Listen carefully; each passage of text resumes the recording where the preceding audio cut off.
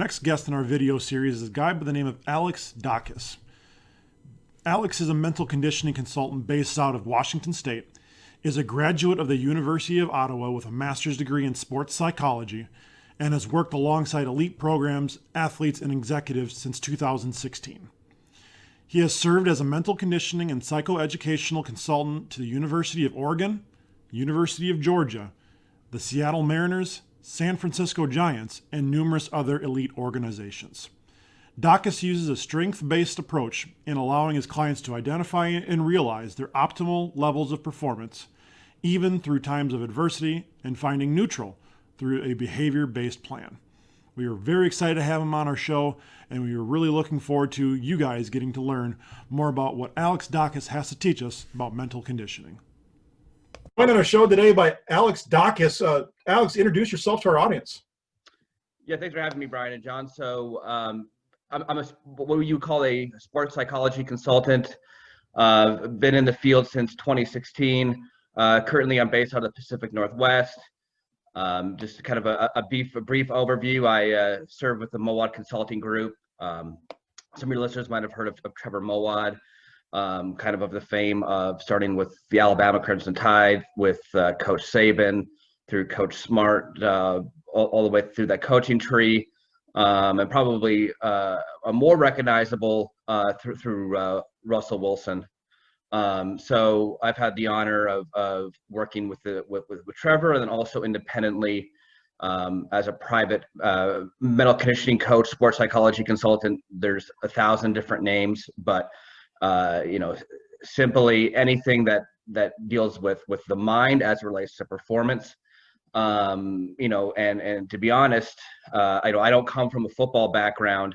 I've never played a snap in my life, but for whatever reason, I've kind of found myself in this field. So that's kind of a brief, and we'll dig into here in a bit, but just happy to get on today and, talk with your coaches and your listeners kind of about, a deeper dive into mindset and specifically how it relates to peak performance.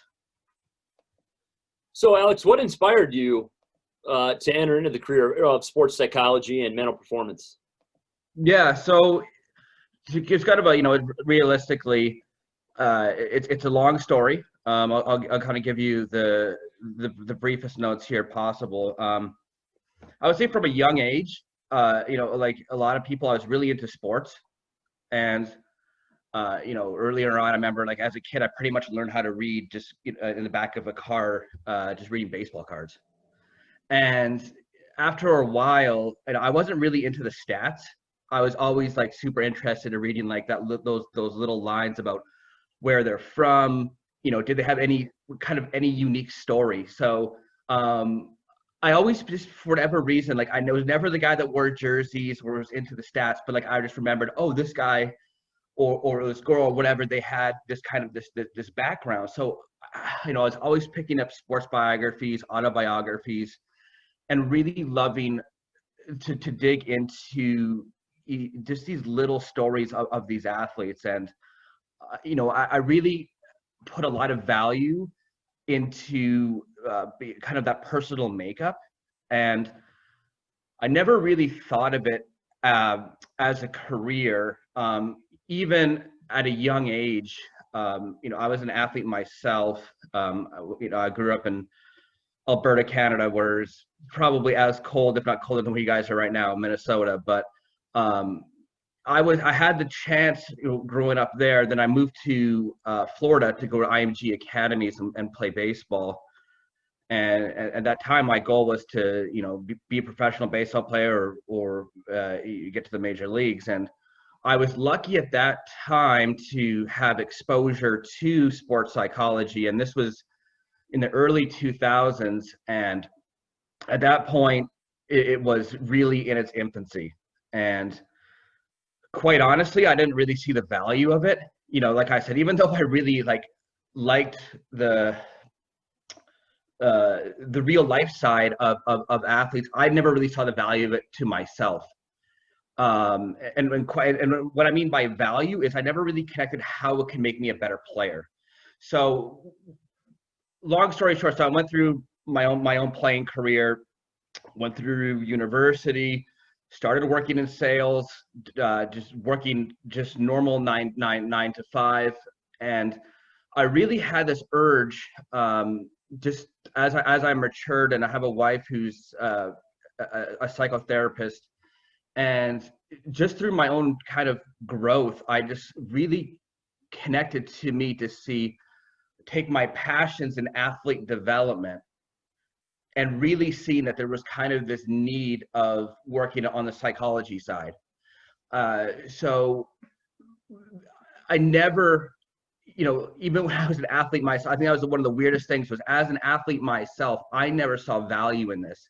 And I still think that's a humongous hurdle in this field, is when in our post-playing careers, we come back and say, damn, yeah, I really wish I would have had a sports psych guy to talk to, but during the time, it's not even in your focus, right? So I think the inspiration for me was to say, looking back, when I can tell you, I could have benefited immensely from using someone like myself or somebody similar, is to really, I don't like we use the word stigma, but just to be able to integrate it more effectively alongside other professionals like strength coaches, trainers, skills coaches. So that's kind of where my passion in the field kind of lies. Now, for those who have really no experience with the mental conditioning aspect of, whether it be athletics or performance, how would you explain what mental conditioning is? It's a good question.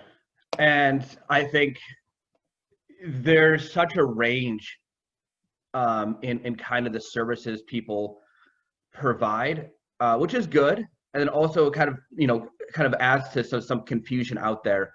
So speaking broadly from kind of what I do and, what we do at the Mohawk Consulting Group, what we've learned from Trevor, loosely, our goal is to work alongside high performance teams. So if you've never seen, a mental conditioning coach, I can tell you right now, it's not the type of thing where I'm going to ask you to go sit down on a couch or a sofa and tell me about your childhood. There's some people that do that, and that's their choice. But ultimately, it's my goal to make you a better athlete, and ultimately, it's about getting out of your own way. So identifying thought patterns, and more specifically, how those thoughts have led to behaviors that are taken away from your performance, right? So most often, and I would say from my experience, there's a big jump from high school athletes, or let's even go back, let's just say from middle school athletes to high school athletes to college to pro. These individuals have, there might be the genesis of a same issue, but there's different factors at each level. So as a mental conditioning coach, you have to be really varied in your approach about saying, okay, if I have an individual in the NFL who's, struggling with, being a dad for the first time, and, dealing with, being away from home and those uncertainties, is a lot different than, a high school kid who's wondering, as a third string quarterback, like, is it worth his time to stay invested, staying on the program, as opposed to doing something else, right? So you kind of have to do a whole bunch of different things. But broadly speaking, I would say mental conditioning really kind of, I don't want to use the word pigeonholes, but really focuses on how, as an athlete or even as a coach, this is a very underutilized part of the industry, is as a coach, how is my mind dictating my behaviors to be optimal, right? So, I've really enjoyed working with coaches, and, if I'm able to be clear, calm, and confident when I'm talking to my athletes, right, and I'm not letting some things in the past, right, or some things I might be anxious about in the future, if I'm able to stay present, I'm more likely than not going to be a more effective communicator, which will then most likely result in increased performance. And I know, like with you guys, and I know probably most of with your listeners, it's all about winning, and that's what we love to do. And the last thing that I'll kind of say is, I think that's where I think mental conditioning or the sports psychology field kind of sometimes gets a little bit lost. Is ultimately it all comes down to winning, and I think this is why you can look to Coach Saban and these highly successful programs is they try to uncover every little ounce of winning that they can find, and that's why they bring on these these huge amounts of people to help them win. So I know it's kind of a long answer, but that's kind of where we kind of fit in. How prevalent is mental conditioning coaches in athletics? So it's really exploded. And now, while I say that, from my opinion, it's not even close to where it should be. And so the real big issue here, John, is if a team says, and this is very common, is to say, all right, we're going to bring someone here on the mental conditioning side, the sports psychology side, the counseling psychology side, what have you. Is it just the check the box hire, right? Is there somebody who's there for the players, but really, when the times get tough and we've lost a couple of games, is coach kicking them out of the room? And I think earlier on, and it's still to this day, that happens. And I've been with some programs and teams where at the highest level, they're saying that, like, we value sports psychology to the degree that you are a minimal influence on this team. And at some level, it takes the coach to say, it takes experience and trust on their end to say, I am comfortable with my players accessing a resource that I might not have access to what they're telling them through access to confidentiality. Is to say, I trust what Alex or what somebody else might be telling my athlete, because ultimately I trust them that they are competent professionals and that we're aligned on winning. So to really go back to your question, I think overall, like, let's just use the NCAA and let's just zone in on football, for example. I think these on the human level, there's services available to the players in which they can access just like any other student athlete. I would say off the top of my head, there's probably less than a dozen programs. I would even probably not even put it above double digits that are effectively integrating mental conditioning consistently and effectively into their program, right? So look at this from a strength coach perspective. Back in the 60s and probably even in the 70s, how many strength coaches were there on the sidelines, in the locker room? Right now, it's like there's from like last year when I was with the University of Oregon, I think they had five or six full-time plus 7 interns rotating, right? So each player has 2 or 3 right, people just dedicated to them, like as they're coming through. So I don't think in my lifetime, I don't think sports psychology is going to get to that level where every team has multiple guys, but you're seeing that growth. But the next step is integration. So I think that's what we're going to see next. So Alex, when you talk about that, so we'll just use Oregon, right? Because you kind of brought it up a little bit. So you're at a premier Division I school. How have you used then mental conditioning to help, the top 1%, right? If you're a football player at Oregon, or you're a coach at Oregon, right? You're probably in the top 1 to 5% of college athletes and coaches. How have you used mental conditioning to help programs as a whole?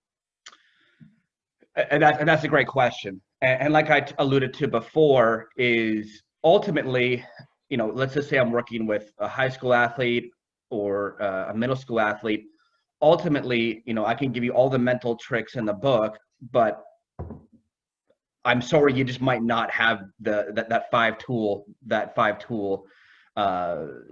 skill set. You know, which that's not like, I'm not writing that's the end story.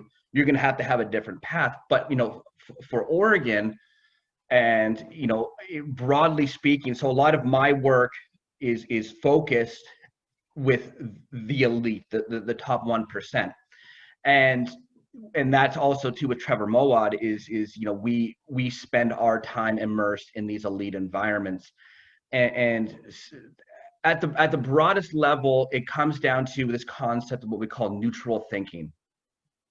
So broadly speaking, in the world of psychology or the world of thinking, we've always been talked to about that there's two types of thinking. We've got negative thinking, which I think we all know, and especially time like now with COVID, is negative thinking is our most common. 80% of the time, that's the road we're going down, right? And then we've got positive thinking, and while you know, I love positive thinking, the people that I'm around love it. At these elite levels, positive thinking is unbelievably intimidating and, quite frankly, not realistic.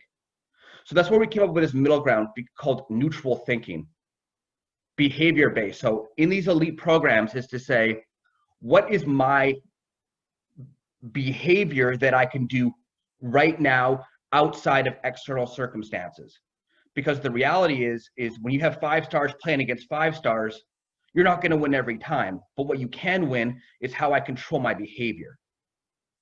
So at that level, what I have found is there's a lot more acceptance with these guys to say, yeah, man, like, I'm going to be real with you. You know, I don't think being positive is realistic right now.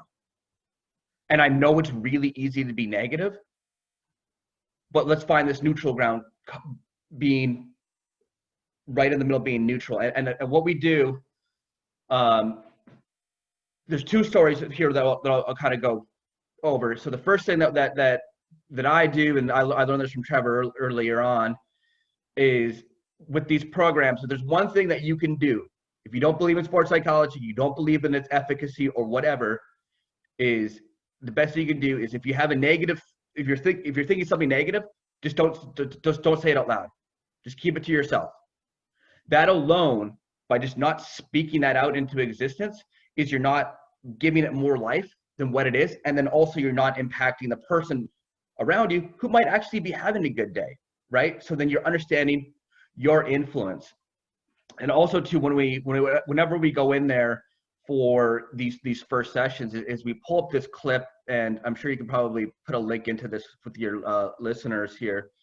There's an interview with Bill Buckner in the 1980s, late 1980s in the World Series.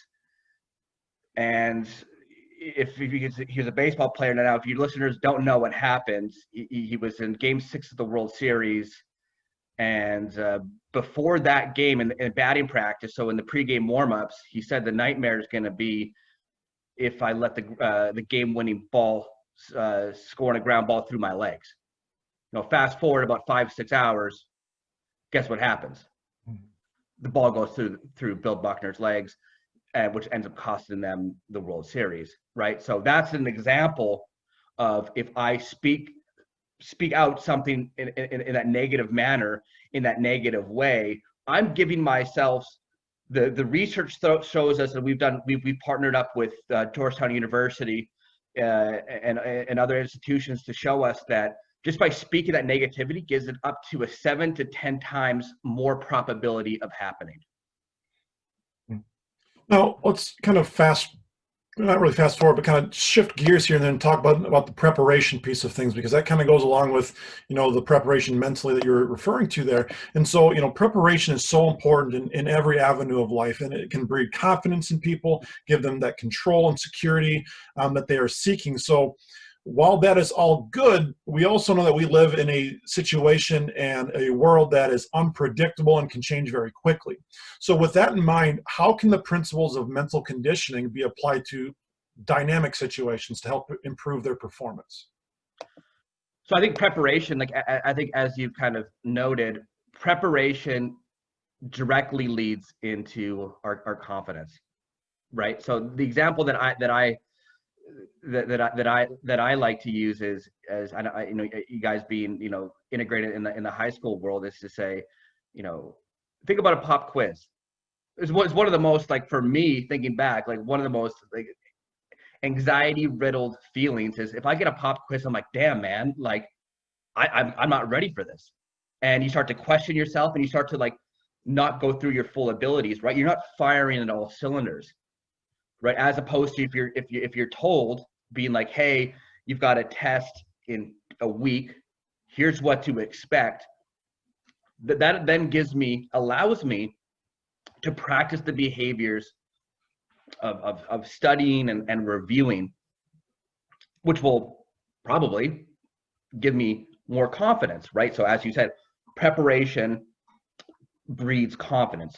Now, I think that's simple. Now, to really bring this to a higher level is to say, okay, my preparation, you know, I could sit here, and this is something very common that I see with high school athletes, is they love the grind, they love the work, they're gym rats, but ultimately, it's, are we practicing the right behaviors to make us successful? So it requires an ability to be self-aware. So if my self-awareness is garbage, like if I don't know what makes me good, and if I don't know what my weaknesses are, if I don't know what it is that I need to do to get better, and if I'm not preparing with that non-biased mentality, preparation will only get me as far as what I'm doing.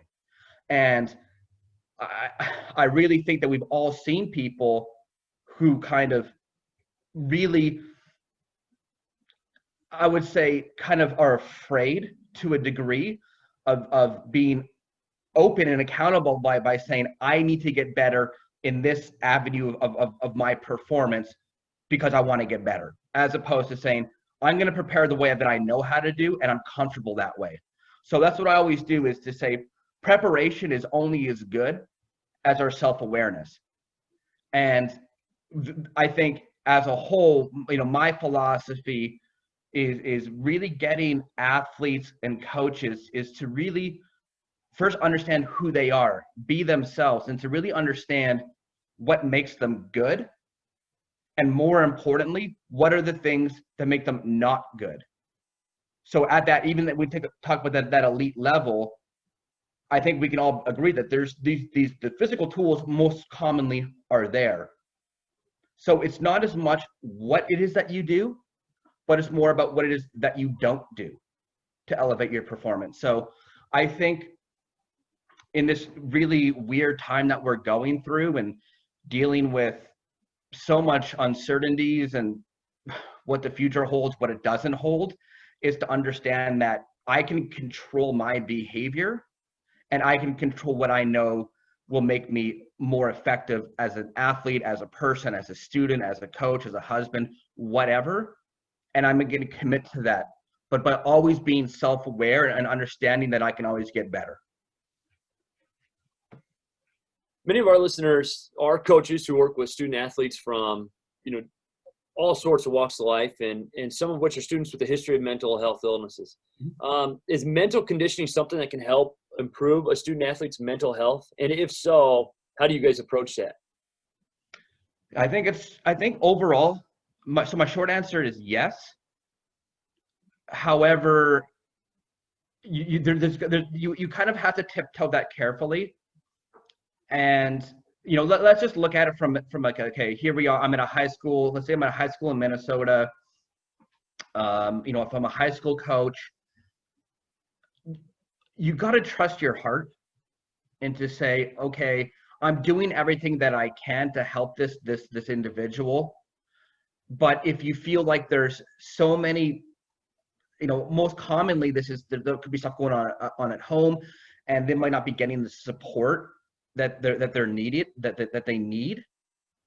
Then I think from a coaching perspective, the best thing that a good coach would do is have a solid support network around them where they can refer. And I feel like when I talk to coaches, especially earlier on in my career, I would always ask them to say, if you had a player that had let's say their shoulder was hurt, okay? They could go through their phone and probably go through, I know this guy, or this girl, whatever, the whole list. But if I said, if you had a person that was dealing with, let's just say divorced parents at their home, or, substance use at home or whatever, they would say, I don't know, man. That's maybe they can talk to the guidance counselor, and they kind of absolve themselves out of responsibility.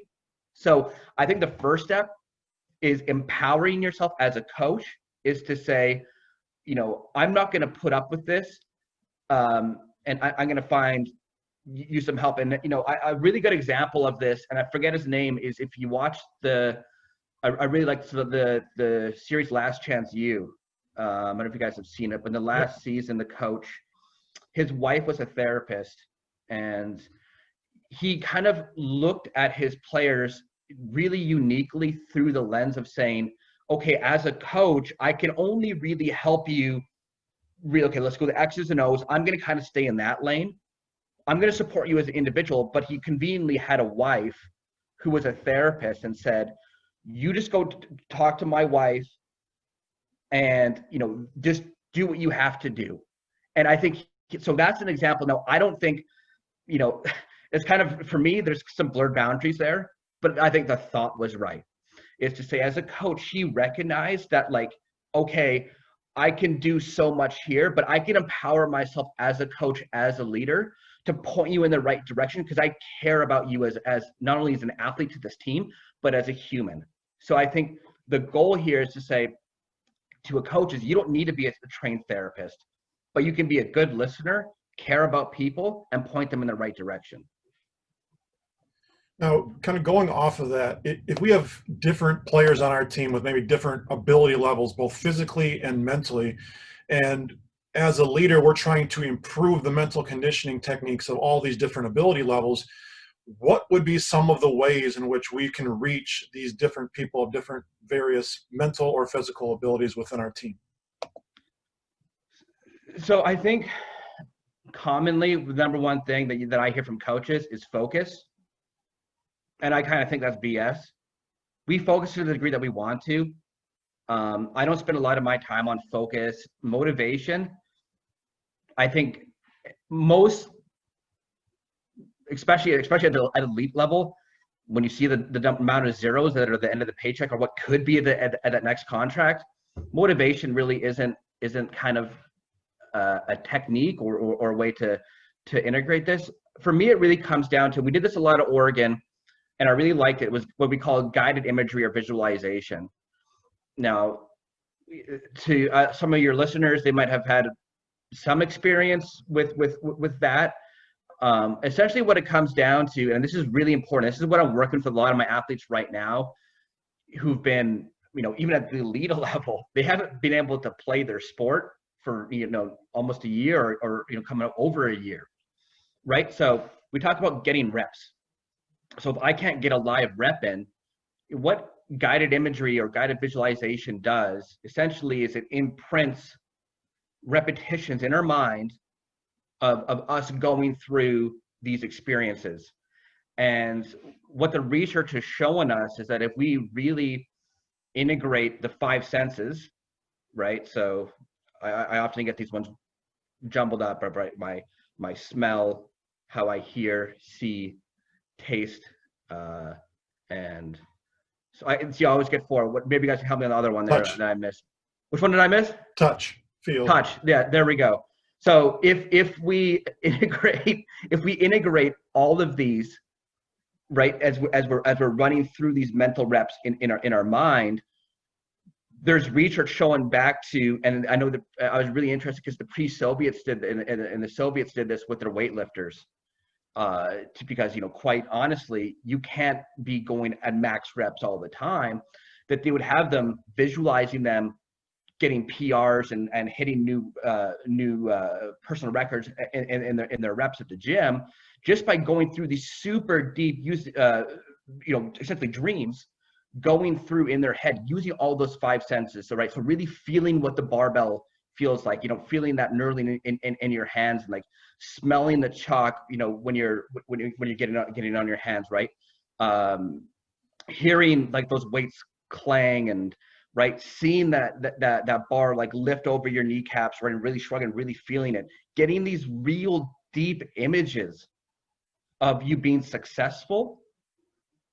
What's the cool part about this is there's evidence that points to our body doesn't really know the difference. So, and this is where I know Russell Wilson is probably the biggest proponent of visualization ever, right? He sits down and he goes through every stadium. Where's the play clock, right? Because he's done this like in his head 1,000 times. So it's like, I've already done it. They don't like, they get into these situations and they're so seasoned.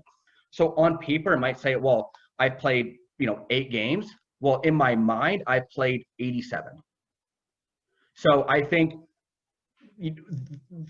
essentially visualization is like our end goal. That is like if we can get to that point where I can run effective imagery in my mind of getting reps in, I am going to make myself a better athlete. Now, I will preface this by saying I can only have effective imagery if my self-awareness is good. So going back to what I said earlier, is say, do I know what makes me good? Do I know what my hurdles are? And also am I limiting the negativity, right? So if I do all these good visualizations, but if I'm always trash talking myself, right, by saying like, I'm garbage, I'm going to throw another pick today.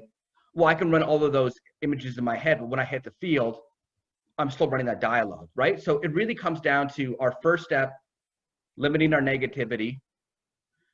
And then with that said, it's also having really solid self-awareness, which can allow us to really develop that skill of guided imagery and visualization. No, as we kind of get toward the end here, Alex, I think I know the answer to this last one, but our listeners, I want to make sure that you really hammer this home, because I think this is going to be really good. But what is one mental conditioning technique or strategy that our coaches listening to this right now could take and apply with their programs right away? Yeah, so I would go back to what I was just saying there is I would start, I like doing things simple. So I would say starting at 30 seconds a day. All you got to keep it to is 30 seconds a day. Is to spend 30 seconds thinking about a situation. Let's just say it's a coach. I'm going to use a coach first. Is how can I think about a situation in the past that might have kind of tripped you up, or you wish you could have redone? Play that in your mind in those 30 seconds about how you would have redone it, right? Very vividly, going back to those 5 senses. And something that I want to mention too about coaches is when I go back to when I talked about earlier about being negative, positive, neutral, is something that I think you can implement right now. And I did some digging into, there's a study done in the 70s on John Wooden. They brought 2 social psychologists into UCLA for a season, and they watched him during practices. And although they didn't look at his X's and O's, they didn't look at what he was doing as far as strategy or technique. They just focused in on what he was talking, the message to his players, the words they would grade it. Okay, was it a positive statement? Was it berating, negative, right? Like getting on a guy? Or was it neutral? Was it fact-based, behavior-based? 80% of what he said was in the middle, right? That behavior, fact-based, right? We're going to have a water break at 10:30. Then we're going to do this. Brian, go under the key, right? Wasn't charged in any positive or negative manner, right? Like John Wooden didn't praise his players for the sake of praising their players. He didn't berate the players for the sake of berating it because it was a thing to do. He's very, very neutral. So I think as a coach, I think you can use the visualization piece. You can also take inventory of saying, what percentage of my communication is behavior-based neutral? And as a player, I think I'm obviously going to go to the visualization too. It's the same message. It's to say, like, what, how can I put myself and get these reps right now, knowing that we might get shut down again, we might be currently shut down, right? And really dive into that imagery. And I also think too, it's like, if you start at 30 seconds, amp it up, right? And then you can get to 45 to a minute. Next thing you know, you're once a game's done, you've developed that habit. And ultimately the best athletes are they're formed by their habits, right? So if we can form these effective habits, that will definitely optimize our performance. Now, I'm going to ask one final question here, and it might be a loaded question, and I know it's probably a question that many of our coaches and listeners are wrestling with here today. It's on the self-awareness issue. We have many students and athletes and parents, I would even throw this in there, and coaches as well, that have very good intentions of a very shared goal, shared success for all parties involved. However, the method by which they are going to get there and the ability of which people can use to execute that are very different from belief and reality. So my question for you is this: is there any techniques or tips that you would give from either a mental conditioning standpoint or just from an experience standpoint that we can use to help make our players, parents, and coaches more self-aware? So it's not, I wish it was a cookie cutter answer to say, be self-aware, do it.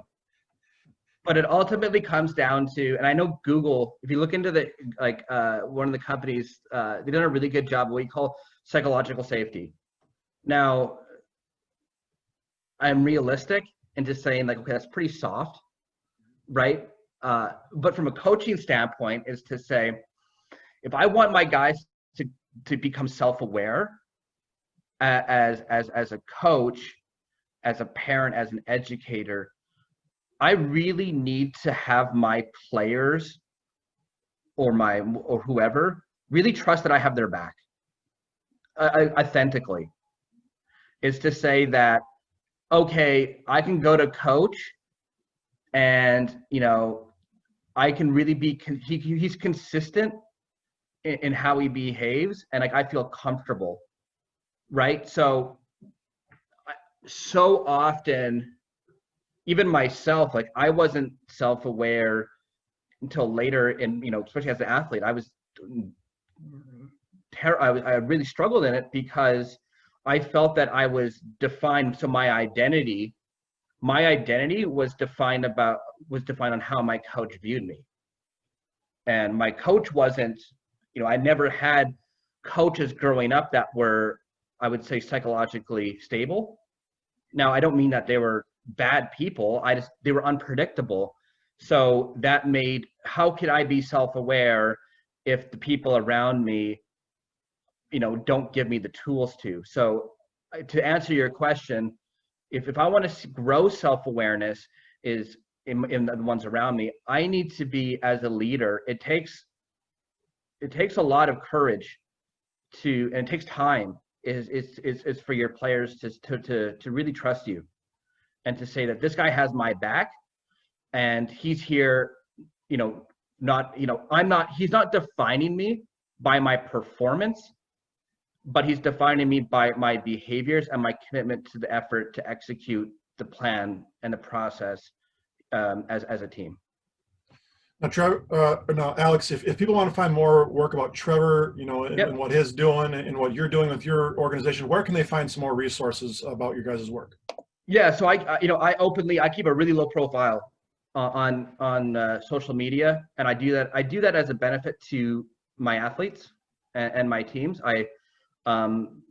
So your best bet is to go to follow Trevor.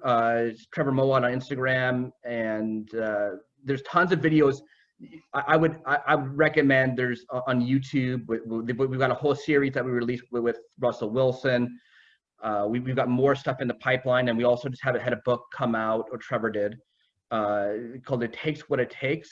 The foreword was written by Russ. I recommend it to all coaches.